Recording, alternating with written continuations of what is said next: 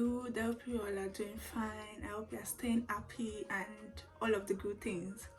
Yeah, so today's video, I'm just going to be seeing my fine face. Just this face alone in this video. It's not a vlog, it's just a video. And I know this makeup is not so giving. It's a bad makeup day, so just ignore the makeup and just like listen to what I have to say. Basically, just listen to what I have to say. So first of all, I want to say thank you guys so much for your love, for your support and all of the good things. In my last videos, you guys have just been amazing. You guys have been so amazing and amazing and amazing. So which brings me to the reason why I'm doing this video today, because after I posted my relocation video and all of that, I got a lot, I mean a whole lot of DMs and messages about the process that I did this and all of that. Note, I'm not an agent, I'm not a travel agent and all of that. So I'm just going to be sharing my own experience, my own personal experience and all of that in this video. So I hope you're able to pick up one or two information for yourself if you are planning on relocating to the UK for studies and all of that. For your master's degree, because I'm doing my master's degree here, so I don't know about BSc and all of that. So I hope this video is helpful and you enjoyed the video. So let's get right into the video. I have some things listed out, Abby, yeah, to say, as in to share from my experience. So I wrote it down somewhere because I don't want to forget. Yeah. So yeah, number one. So I got a lot of DMs about my, sorry about that.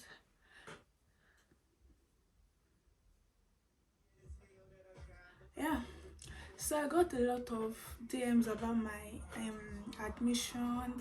Like some people sent me messages like, how did you do it? I want to apply to schools, I want scholarship, I want this, I want that, I want this, I want that. Okay, number one, when I was actually applying to schools in the UK, because I applied to schools in Canada, I applied to schools in US, America, but I didn't like process the Canada. I didn't just give it a try. I got a lot of admissions. I got like 4 to 5 admissions from Canada and some schools also in the US and all of that. But I went ahead with the US. That was in 2021. I went for interview, embassy and all of that, but I was rejected. So after the whole rejection and all of that, I felt so down. I felt very bad and all of that. So I was like, I'm not going to do any of that again. I'm just going to like relax and in my Nigeria and just enjoy the whole Nigerian cruise and all of that. Continue, you might be hearing some noises and all of that. Just try to ignore and just focus on what I'm saying. Don't worry, I'm going to get a microphone soon, so just try to ignore the whole external noise and focus on what I'm saying. So yeah, so I was saying that some people messaged me for admission and all of that. So I was talking about my experience with the US embassy. So I went to the US embassy that day, that fateful day. Like I thought, because I went December 2021, so I thought, this is going to be my Christmas gift and all of that. I'm going to the US and all of that and all of the good things. But when I got there, actually my appointment time was like late, like the last set of people. So I was able to see people going and come out and all of that. I see people going, come out with white paper, just filled with white paper, a lot with blue green paper. So that blue green paper means, is it blue or green? I don't even remember the color. It means that you've been rejected the visa, whatever student visa you're applying for. So I went there. They asked me, what are you going to the US to do for my studies and all of that? What will you be doing with the degree? Blah blah blah blah blah. Okay, sorry. For now, you're not eligible for the student visa. Try back later and all of that. Okay. I was so sad. I cried. I cried a lot. But at the point, I just move on. Like, I beg, I just move on and all of that. So I applied to different schools in the UK. Back to UK matter. I applied to different schools. Like, for me, when I was applying, I don't know about people that will apply after me. When I was applying, there was no application fee for UK schools. In US, I was paying $100, $50, no, $100 for application fee per school. But UK, also Canada, you pay 150 Canadian dollar for application. But for UK, there was no application fee and all of that. So when I'm bored, I just apply to schools, and so it's not like a normal thing for me. I apply to schools, I apply to schools, I apply to schools. So after the US didn't work, I was like, okay, I wanted to give up, but then thanks to the supportive people I have around me, they're like, I want to give UK a try and all of that. It's rare for them to reject a student visa and all of the good things. So I was like, okay, let me just give it a try, and I did, and I'm glad I did it. So the next question here was my admission experience. Okay, for this school, for UK, for this present school, I mean in UK, I applied to this school actually even before going to the US embassy. So I had my admission then, but there was no time after the rejection in the US. So I was like, okay, let me just defer my admission. Instead of January intake, let me go in September. So I deferred my admission to September. But during that space of waiting, I was applying to other schools and other universities also. So all of that. So after I was ready to like go ahead with my processing and all of that, I emailed the school, okay, my admission, blah blah blah. I deferred my admission. They're like, okay. Then they sent me an offer, a conditional offer.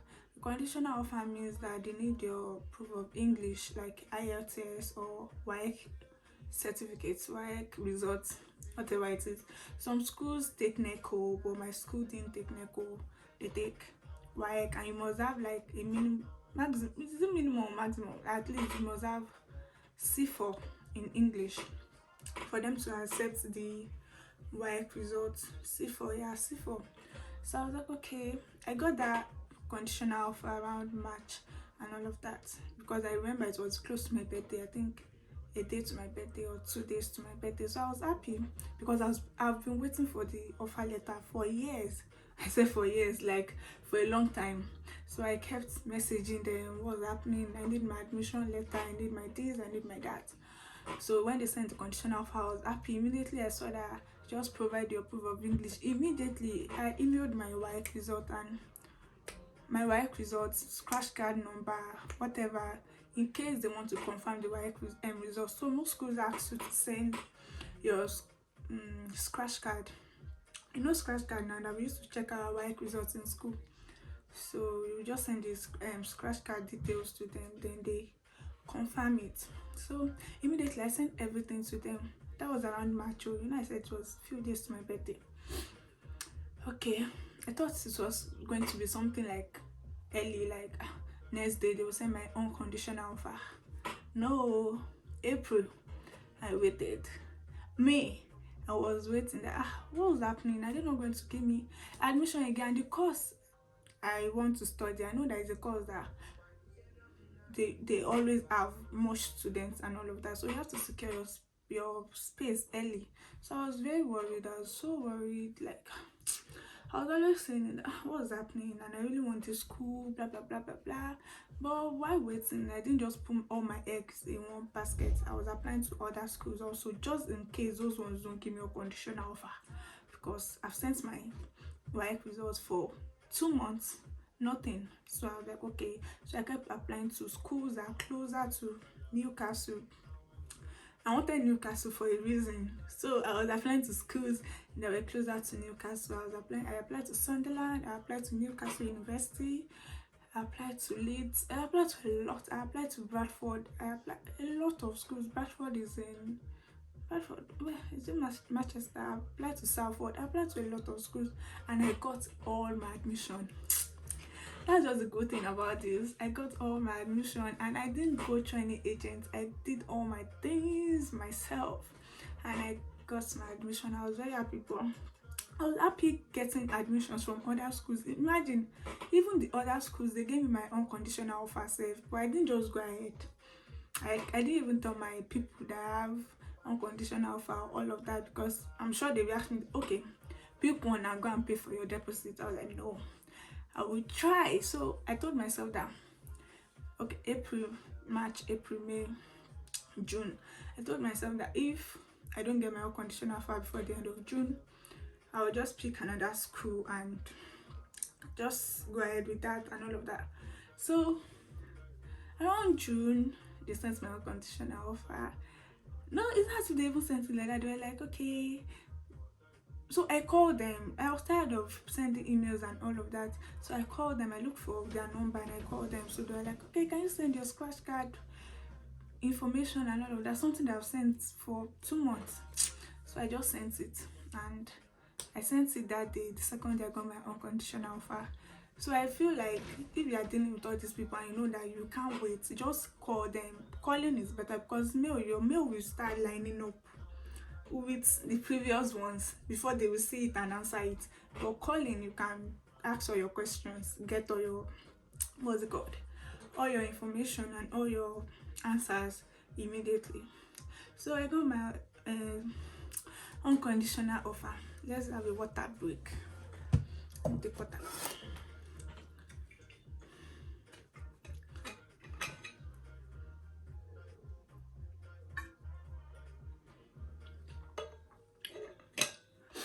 Yeah, sorry. Since I came to this country, my throat and my voice they've not been the same, so it's not easy. So I got my unconditional offer and all of that. I was asked to make deposit of £2,000 so I can get my CAS, because when you have your CAS you can apply for your visa. So I paid my unconditional, I paid my deposit, rather 2K. I used for me, so I paid it. For me to took quite a while, but I just paid it and I got my CAS. The day I got my CAS, if I was in a party, I just saw email, blah blah blah, your CAS. I was so happy. So I got my CAS and all of that, and that was when the process began. So after I got my CAS and the good things, I started trying to book an appointment date for my tuberculosis test in Lagos, because they only have 2 centers in Nigeria, Lagos and Abuja. I was actually in Ondo State, so I just felt like going to Abuja with the whole insecurity and all. That no, I'll go to Lagos, and I was more familiar with Lagos and because I've worked there, I can still move around in Lagos. But Abuja, I've only been to Abuja once or twice, so no. So that was why I chose Lagos. So I was trying to get appointment dates for tuberculosis tests. I was on their site like all day, all night. By the time you book the whole thing, they send you email, then confirm the email. It won't go. I called and called, the number was not going. So I was just like, okay, time is going. And the whole gist I heard is that people are always much, the place is always crowded, the place is always like whatever. So I was like, okay, let me go there. So I planned the whole trip. I went to Lagos. When I got to Lagos that day, I got to Lagos around 3 o'clock or so. So I was just like, let me just go and just see if I can still, because my plan was I just want to go and apply, as in book an appointment so they can give me a date to come back. So when I got there that day, they were like, they are closed, blah blah blah blah blah. Because before I got there, Lagos traffic, I got there around 4:04. So I was like, okay, no problem. Now if I want to come the next day, I have to get there early because people are always much and all of that. I was like, okay, no problem. So the second day I got to what do they call these tuberculosis centers? I've forgotten. What they call tuberculosis test center? I know something. I've forgotten. So I got there around 5:30, 5:36 a.m. By the time I got there, I was number 40 something. I was like, okay, no problem, this is still nice. But in my head, I was like, how come I'm number 40 something by this time of the day? Fine, it's not bad and all of that. I'm just going to manage the number. By the time it was around 8 o'clock, oh my god, the crowd at that place, that's another gist for another day. So by the time I entered and all of that, thank God, I don't know, I just found favor that day. The guy that attended to me was like, okay, will like, can you do the test today and all of that? That can you pay for the whole test, because I can't remember the exact amount I paid for the tuberculosis test. So I was like, yeah, I can pay. I was like, okay, go and pay, then go for your test. Oh, I was so happy. I was so happy that day. So I did my test. I got my result that same day. I went back home. The second day I went back to Akure. So that was the end for the tuberculosis test. So I had my tuberculosis test, I had my CAS, then I need my proof of fund for 28 days to go to the embassy. So I was like, okay, no problem. I started my proof of fund, 28 days, 30 days. I went to print my bank statement and I booked an appointment for embassy, TLS embassy. So no, they don't call it embassy, they call it TLS for UK. So I was like, okay, I booked a date. On my date, I went there. Jesus, I think my person was for 9. I can't remember what time. But I got there like 2 hours early, and the crowd before we were able to enter the building and all of that, it was serious. It was really serious. So I did everything. I was glad. After 15 working days, my visa was out. I was sent an email to go and get my visa and all of that. So that's my own experience about the whole processing and that. So my the tip I will give you for applying for UK um visa, be UK study visa is that number one, I always tell myself that I can do it. I can do it myself. So you can do it yourself, but if you don't have the time, if you feel no, I want to use an agent for everything to be perfect, so there won't be any mistakes, so there won't be any error and all of that. That is still very fine. But if you are going through an agent, make sure you are following up. Make sure your agent knows what he or she is doing. Don't allow one agent to spoil your career. Don't allow one agent to do your application anyhow. So if you want to go through an agent, follow up, have your login details. By the time they are logging into one place, ask for the details, write it down. If they change your username, ask for the new password. Ask for everything. Be asking questions. Follow up with your application.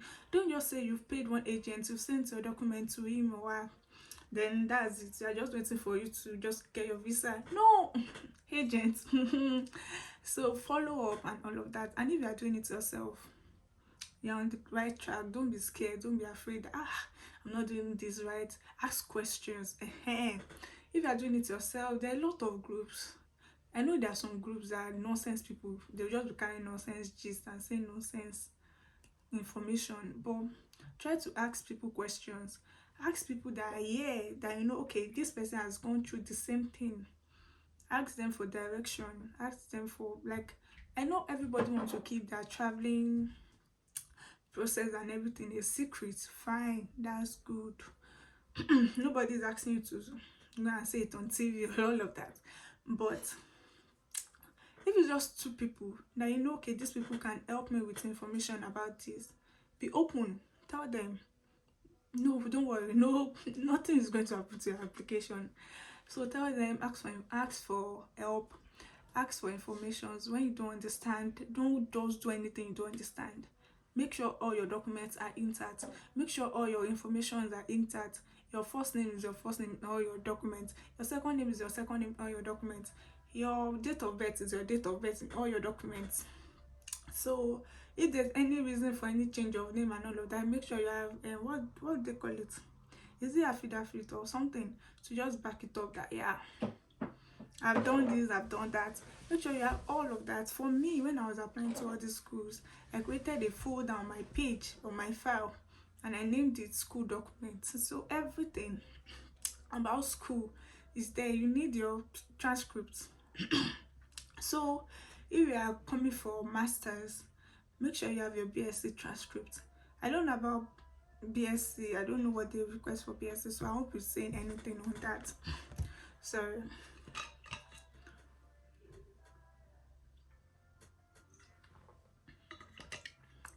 So I won't be saying anything on the OBSC thing, but for masters, make sure you have your transcript and you have two references. So talk to your lecturers or head of department, anything in your university for reference. And what else will you need? Just make sure you ask questions if you are doing it yourself. If you are going with an agent, make sure you follow up. And if you are doing it yourself, you will need, what's it called, what they call it, something like you write your for admission. I can't remember the name. Statement of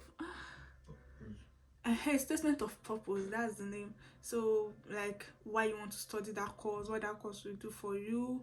Go online, search for it, form your own, write your own, like do everything. I think that is the only thing you need to do, like per se. Go online, search for statement of purpose in public health, project management, whatever. You see examples, form your own, write your own, and just keep it on your phone. So when you're applying to schools, it's easy for you. You don't have to keep on writing different statement of purpose and all of that. So that is number one. Number two, people also ask me about scholarship and all of that. I know there are some scholarships that are readily available for international students in most of the universities in the UK. Some 5k, some 2k, depending on your school, depending on your course and all of that. So make sure you do your findings. So I don't know, apart from that normal international scholarship, I don't know if there's any other scholarship for, I don't know. Do your findings, that is what I'm saying. So it is like, it's always different from school to school. So make sure you do your research and do your findings and all of that. For my school, I think they gave international students 2k scholarship, so 2k off your school fees. If your school fees normally is 16.5, 2k off, so you'll be paying 14.5. For me, I didn't get that. Why? Because excuse me, because I think they didn't give my department that's okay and all of that. They didn't give my department, and even if they gave my department, I won't get it because I deferred my admission. So if you defer your admission, your scholarship is automatically off. So I think for Bradford, was it Bradford? Yeah, Bradford, they gave me 5k scholarship, but by the time I removed 5k 5k from my normal school fees, it was still higher than my school fees in my present school. So I was like, oh no. And I didn't even want to save. So I was like, no, Bradford is a very good school. So but me, I wanted a school very close to Newcastle. So I was like, no, and all of that. So do your findings, go to your school website, check the scholarship available for international students, and just read through it and all of that. So I feel that will help you. I hope I've just like hit on the main point of this whole application stuff. Sorry.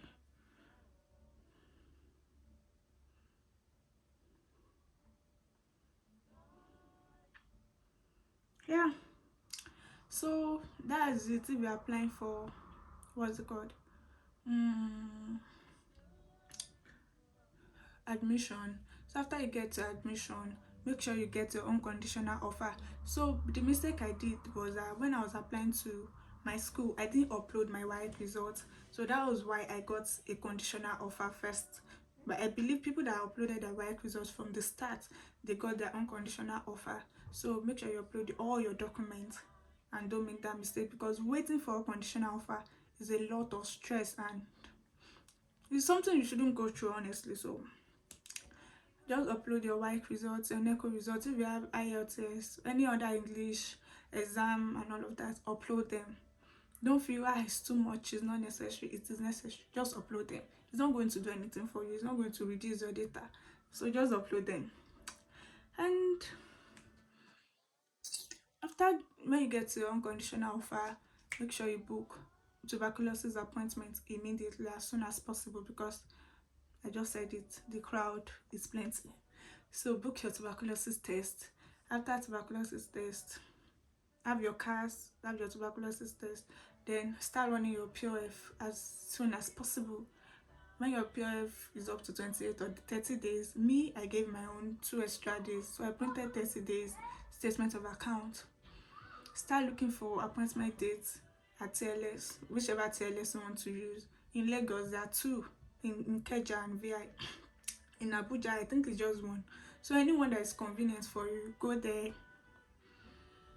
By the time you are filling your visa application form, make sure you fill it well. Make sure you input your correct details. If possible, give somebody to go through it for you. Go through it over and over and over and over and over again, then submit. Go and submit your application, then pray, then your visa will be out. So after I got my visa, by the time, the day I got an email that I should come and pick up my passport and all of that at TLS, I was so happy, but I was not even in Lagos, so I had to travel to Lagos. I need to pick up my visa, and it was a nice feeling actually. It was, compared to the US rejection, I'd be refusal, this was a very nice feeling. So after then, flights right now in Nigeria, I don't know, but flight is expensive. Oh God, oh Jesus. The cost for flights in Nigeria presently, I don't know, maybe it will reduce or it has already reduced. But when I was looking for this flight from Nigeria to UK, I went through a whole lot. At first I thought I was going to do it myself, like was there, just go online, book flight and pay. But I was not seeing any flights. The ones I was seeing were for November. I was like, nah, that's too far. The ones that I could even manage, they were so expensive. I was like, no. So I had to pay someone to help me search for flights. The one I saw 1 point, oh God, don't even let me say it. I used 1.4 to enter flight. I didn't have any other choice, but it was just crazy. That one is just crazy. So I hope by the time you guys are coming, if you are just watching this video now and just want to start processing your admission, your visa and all of that, I hope by the time you are done, the flight will have come down. Nigeria will have been better. So I hope you don't go through other stress, other mental stress of flight and all of that. So after flights, when you get to the UK, but when I got to the UK, when I arrived to UK, the second day, I went to pick up my BRP card. That is biometrics resident permit. Yeah, I went to pick that up. So that is just to say that you have the right to stay in the UK from so date to so date. Yeah, so you pick that up. I went to pick up my BRP. I went to school. I enrolled. I uploaded all my documents and all of that. So for my school, when I was doing my enrollment, they asked for boarding pass. You know, when you're coming from Nigeria to the UK, there are some boarding pass they give you at the airport. Don't throw it away, just snap them on your phone, because my school asked for it. So I uploaded them and all of that. So after 3 working days, they verified my visa and I got my school ID card. I started attending lectures, and yeah, so I started attending lectures after I got my ID card. And even before I got my ID card, I started attending lectures. I had my PRP already, so I was applying for jobs and all of that. And there's another thing you need, NI. I don't even know, insurance number. You need it to work here also, so you apply for that also. Then they will email it to your address. So I applied for that also, and I got it, and I opened some bank accounts. I got my what's it called, my ATM, and I got my ATM, my account number, and all of that. So I just did the necessary things. Just make sure you do your necessary registration, ask questions. That is just one thing. Look for somebody that can help you. I know some people, they can't actually help, but when you tell them you need this one, instead of them to just say they can't help, they will listen to the gist and later tell you they can't help. So just look for people that can genuinely help you and ask them questions. Don't be scared, don't be shy to ask questions. You're in a new country that you've never been before, so you don't know how things work, you don't know how they roll there. So ask questions.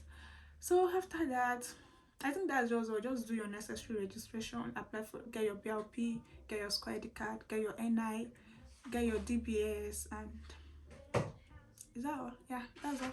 Then you apply for jobs if you want to work. If you don't want to work, just go to school and enjoy your life, enjoy the UK life, and just flex and be happy. Yeah, I guess I've talked about the main points and all of the necessary things. If there's anything I didn't talk about, please drop it like in the comment section. I will do well to I will try my best. I will try my best to. So if I didn't answer your questions, or if there's any new questions you have, just drop it in the comment section. I will try my best to go through the comments and reply. If not, I will try to make another video entirely talking about it. But I guess I've spoken about everything I experienced and I went through during my application and during my processing and all of that. So with that, I have come to the end of this video. I'm tired, I'm out of breath. I just want to drink water and relax, my throat is tired. Yeah, so with that, I've come to the end of this video. I hope you enjoyed it. I hope you're able to gather as much information as possible from this video. I hope this video helps you.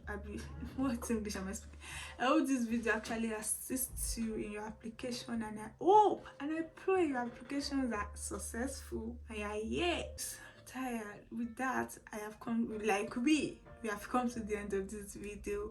I hope you enjoyed this video. I hope this video helps. I hope this video really assists you and just answer your burning questions, the questions you've been how am I going to do this, how am I going to do that. I hope this video actually helps and assists. I really hope so, and I hope your applications are all successful and you come here to join us soon in the land of UK, England. So I guess that's all. That's been a long video. So if you watch it to this point, you guys are OGs, and I want to address those of you that are watching my videos. Hey, I'm trying out. I even did makeup, even if it's ugly. I want to address those of you that are watching my videos and not subscribing. Why? Did I offend you people? I am sorry if I offend you guys. Please subscribe, comment. Let me know what to think about this video. Let me know how this video has helped you. Let me know if there's any other thing you want me to say or answer. I will gladly do. So make sure you subscribe, make sure you join this community, because this is a growing community and it's going to be very big. So make sure you join this family. I love you guys. Thank you guys for watching this video. Till next time, guys. I love you. Bye. Bye. Came from a bitch who nigga wanna